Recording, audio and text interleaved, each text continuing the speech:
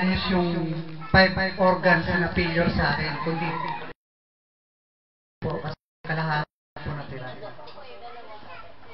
Ano siya, liver cirrhosis, stage 3. Imagine po yung liver cirrhosis, doon na lang po sa liver, imposible na ako mabuhay. Ang kaibahan nga lang po nung naging ano ko sa liver, kasi po, hindi po nabubulok yung liver po, kundi naaagnas. Sa 1 milyong kaso, sabi si Doc Lazaro, sabi niya, sa 1 milyong kaso, ikaw lang nag-iisa. Bakit naging ganyan ang atay mo? Ba't naging ganyan ang organs mo? Manginginom ka ba? Hindi po ako manginginom. Tubig po, umiinom ako tubig. Pero kako, iniinom ko soft drinks o San Big Light. Yun ang inaano ko.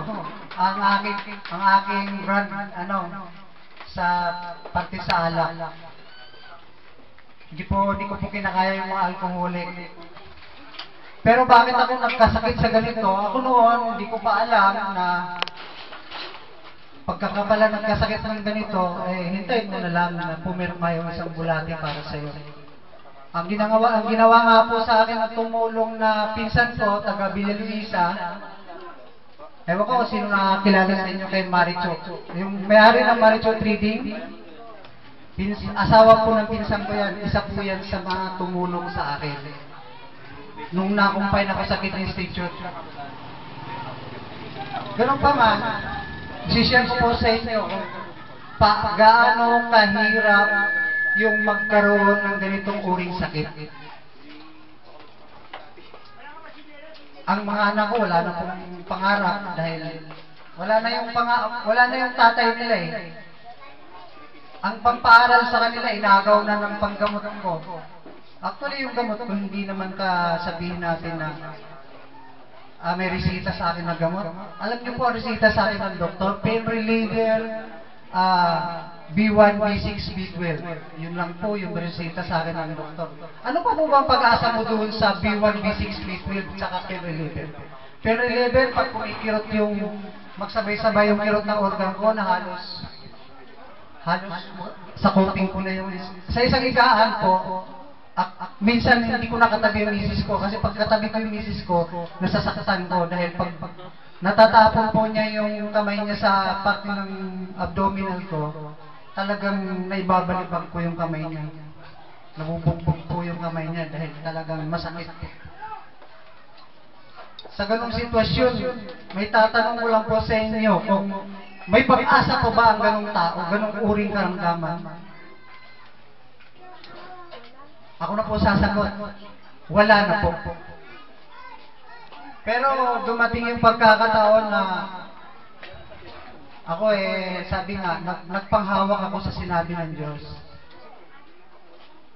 na hindi siya ang babawi sa kanyang binigay. Kung hahayaan ng ating sarili na tayo ay malugmok sa ganyan, hanggang doon lang talaga tayo. Pero ako talagang, sabi ko bakit di ko subukan? Bakit di ako mag-try sa mga ganitong mga gamot? Kahit ba cancer to, wala pa akong karapatan mabuhay. Nagtitig ako kung ano-ano mga supplement, kung hindi lang yung mga synthetic medicine. Kasi po pag synthetic medicine po yung ininom ko, parang talagang nakukumpay na sa hospital. Bakit? Ang una pong namamaga yung aking napay, itong aking pancreas. Ang pancreas po hindi po biro pagka namaga.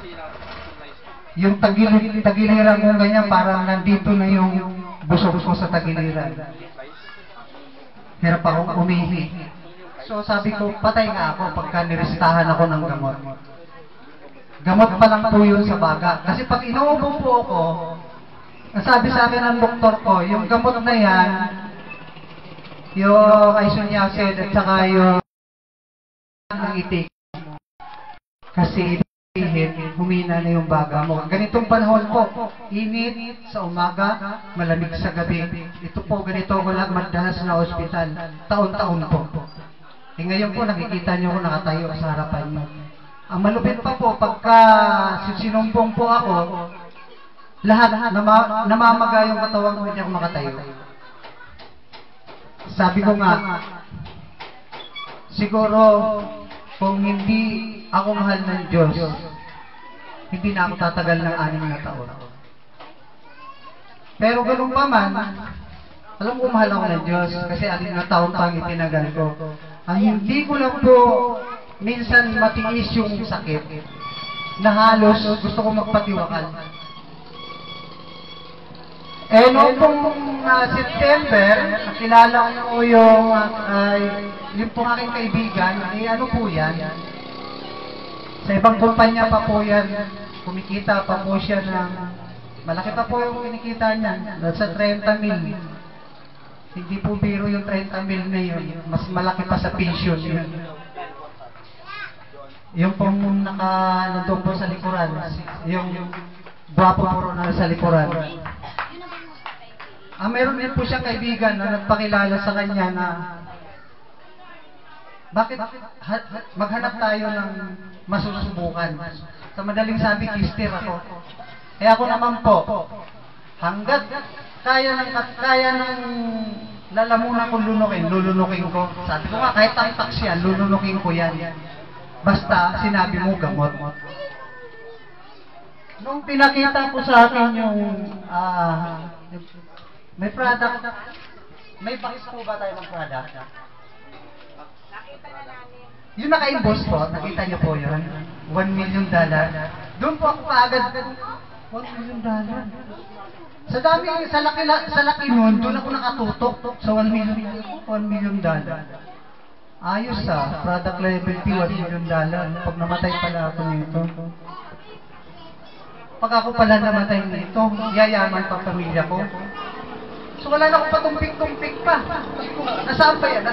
Itakpak na natin. Saan ba lalagay yan? Sa dila o ano? Sabi nila sa sublingual daw. Nagtataka ako, bakit sa sublingual? Sabi nila, kaya ano matunaw sa sublingual mo. Tapos 2 minutes, pinainom nila ako ng tubig. Pero yung kwento po kanina ni speaker natin, ang mahal na speaker, hindi po biro yun yung sinabi niya naging Spider-Man. Sa bawat po hakbang ko po ang luha ko tumutulog. Hindi ko na po hahabaan yung kwento kasi talagang nadadala ko na emotion ko nung panahon na yun. Kasi napakahirap po maglakad na hindi mo naman kaya halos tumayo. Yung puwersa ko, aper. Yan, yung nakita niyo yung sasakyan na yan. Yung hawakan niya sa may taas ng bintana, yan po yung naging hawakan ko, naging gabay ko. Para lang ipakita sa tao na malakas ako, pero hindi na pala. Sabi nga, Spartacus fighter. Pero, nagkatotoo naman po.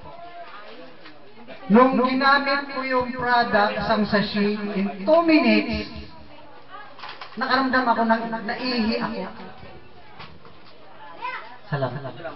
Nung maihi po ako, yung layo siguro po mula rito hanggang dyan sa payo, nandun yung CR ng kaibigan ko. Imagine niyo yan kung paano ko hinakbang ng 3 hakbang ba. Kasi po, hindi talaga ako makalakad ng kumari, gapangin ko na lang. Pero nakayaw ng 3 hakbang, sabay kapit doon sa gilid ng simento. Ako naman po na-amaze talaga dahil siyempre nasa ganun kang karamdaman, naka-mindset sa'yo, inotil ka. Tapos nakalakad ka ng ganun kalayo. Nung pumasok ako sa CR, di pa rin ako makapaniwala, bakit nga pala ako nakatayo mag-isa? Hanggang sa matapos akong nagwiwi, nabuhusan ko na lang yung bawal, hindi pa rin ako makapaniwala na nakatayo ako. Kasi wala pong kahit anumang gamot na gano'n kabilis yung epekto sa katawan ng tao. Yung nga pong penrelever halos kalahati, isang oras pa tumama sa katawan ko tapos ito 2 minutes, nawala yung kirot ng binti ko at saka, kasi po lumalagotok na po itong spinal ko. Ito, kasi po, parang nag-dry na yung mga joint ko. Kasi yun daw po, sabi ng doktor, normal daw po talaga yun sa mga cancer. Kasi pinapatay nga yung mga cells natin. Totoo naman po yun eh. Kaya tayo nagkasakit ng ganito dahil yung cells natin na mamatay na kumukunti ng kumukunti. Kaya nagiging matanda tayo. Sabi nga, habang tumatanda, unti-unti humihina. Sa tulong po nung double stem cell na yan, hindi po biro ang binago sa buhay ko. Yun lang pong ako'y gumaling sa karamdaman ko. Hindi pa man po ganap na 100% na gumaling, pero para sa akin po, sa katotohanan lang po sa nararamdaman ko ngayon, siguro nasa 80 to 90%. Kasi ang hindi ko na lang ngayon, ang hindi ko minsan talagang yung mata ko, pagka over na pagod ako, naninilaw yung mata ko. Pero yung pagod na sabing, nalulung mo ako, hindi. Actually, kanina tumulong po ako rito. Gawain ng walang karamdaman yun. Pero, kailangan ko lang po ng stem cell, sabi nga. Kumuha ako ng reserva. Kasi anytime po na makaramdam ako ng antok o yung panghihina, talagang nagtitake ako. Mismo, makaka-recover ka. Kaya lang, magastos nga po. Sabi nga po nila, magastos. Pero ito po napakamahal pa. Ito noon. Nagsanla ako ng washing machine para ma-member ako dahil ayaw ko ng 14,000. Gusto ko 5,800. Pero hindi ko pa alam paano ako kumita sa ganito. Kumita po ako sa ganito. Nalang po yung may sishare ko pa sa inyo tungkol sa karamdaman ko. Yung may mga sakit talagang bumibigyan natin ng pag-asa dito. Kasi kung minsan ang may sakit, nawawalan po talaga ng pag-asa. Nauubos po yun. Kasi gastos, pabigat sa pamilya. Sa ngayon po nakakatulong na ako sa pamilya ko. Sa pamamagitan din po nito, malaki po na ito tulong ko. Share ko na po, ako po yung binabanggit nila kanina, yung speaker natin. In 2 months po, nagulat ako, meron akong 46,000. 5,800 lang po yun. Sabi ko, gumaling na ako, may 46,000 pa ako. Bakit di ko trabahuin? So sa tumako po, sino ba driver dyan? Eh wala pa po kami makuhang driver. Di ako na nag-drive. Para lang makapag-invite ako doon sa may mga... Kasi pag in-invite po natin may karamdaman, hindi po pwede sa commute yun. Kailangan may service. Pagsisilbihan ko sila para makatulong din naman ako. Kaya, yung sasakyan ko po, full-time po yan sa trabaho niya. Hindi na po ako... Kanina, iba po yung nagdala kasi sabi ko, pahinga-pahinga naman ako kasi naagad yung naagad yung lakas ko. Pero po nung nakatayo po ako nung araw na yon, kinabukasan pumunta ako ng Isimiga Mall noon. Nag-attend ako ng seminar regarding dito sa product kasi hindi ko po alam kung saan ang galing. Bakit gano'n kabilis? So, lahat ng tanong sa utak ko, na-explain ng doktor, ni Doc Doc Sherlyn Agravio. So, hindi na ako nagtanong kasi nasabi niya na eh, na-explain niya na lahat eh. Na posible nga po talaga na kasi sa cells ko, yung cell ko po, yung stem cell ko po sa katawan, yung kaagad sinuportahan niya para lumakas ako. Ngayon na po, tuloy-tuloy na po yun, naagad yun.